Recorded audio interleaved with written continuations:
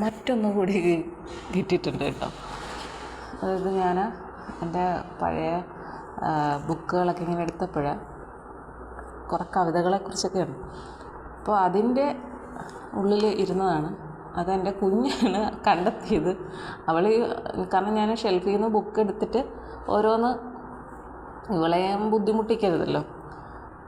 ഞാൻ ഷെൽഫിൽ നിന്ന് ബുക്ക് എടുക്കും. അപ്പോൾ താഴെ നിന്ന് എൻ്റെ അടുത്തുനിന്ന് വാങ്ങിച്ചുകൊണ്ട് പോയി റൂമിൽ കൊണ്ടുവന്ന് കട്ടിലേ കൊണ്ട് വയ്ക്കും. അതായിരുന്നു ഇന്നലത്തെ ഒരു ജോലി. അപ്പം ഞാനിങ്ങനെ കുറച്ച് ബുക്ക് എടുത്ത് അപ്പോൾ ഓരോന്ന് കൊണ്ടുപോയി റൂമിൽ വയ്ക്കും.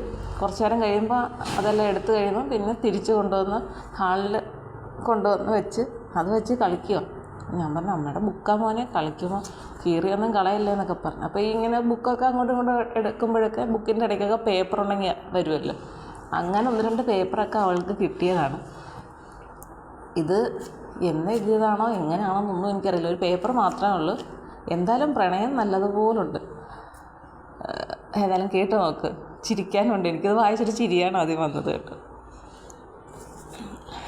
എൻ ശിരസിൻ്റെ രക്ഷയ്ക്കായി കാർക്കൂന്തലായി, എൻ കണ്ണിൻ്റെ രക്ഷയ്ക്കായി കൺപീലികളായി, എൻ ദന്തരക്ഷയ്ക്കായി ചുണ്ടുകളായി, എൻ ഹൃദയത്തിൻ താളമായി, എൻ ജീവവായുവായി, എൻ ജീവിത വഴിയായി. നിൻ്റെ കണ്ണുകളിലെ അനുരാഗം ഇന്നു ഞാൻ അറിയുന്നു. അതിനുള്ള ഉത്തരമാണ് എൻ പ്രണയം. ആ പ്രണയം എന്നിൽ തീക്കനൽ പോലെ നീറി നീറി നിലകൊള്ളുന്നു. എങ്ങനെയുണ്ട്? എന്ത് പറയാനാണ്. ഇങ്ങനെയൊക്കെ ഒരുപാട് എഴുതി വച്ചിട്ടുണ്ട്. കാരണം നമ്മൾ കവികളുടെ കാര്യം എനിക്കറിയില്ല.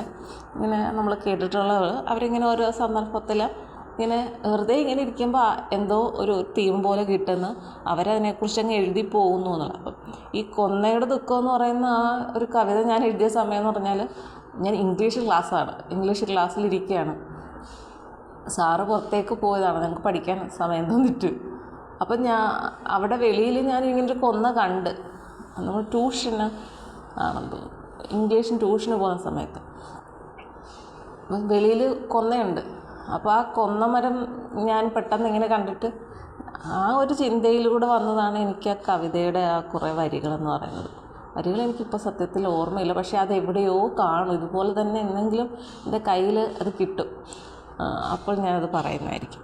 അപ്പോൾ ഇതെന്തായാലും എന്തോ പ്രണയം ഭയങ്കര കാര്യമായിട്ട് എനിക്ക് തോന്നിയ സമയത്ത് എഴുതിയതാണ്. ആരോടെങ്കിലും തോന്നിയതാണോ എന്നൊന്നും എനിക്കറിയില്ല.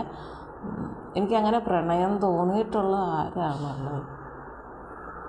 അതിനുള്ള എൻ്റെ ഹസ്ബൻഡിനോടാണ് നമുക്കൊരു എന്താ പറയുക, നമ്മൾ ഇഷ്ടപ്പെട്ടതും അതൊക്കെ ഞാനൊരു വീഡിയോയിലൊക്കെ കുറേ പറഞ്ഞിട്ടുള്ളൂ. പിന്നെ എന്തിനാണ് പറയുന്നത്?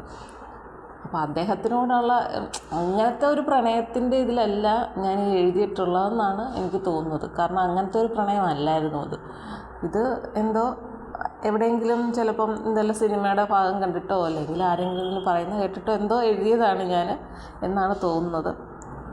എത്രയായാലും ഇങ്ങനെയുള്ള കുറേ കാര്യങ്ങളുണ്ട്. നോക്കാം എവിടം വരെ എത്തുമെന്ന്. ഓക്കെ.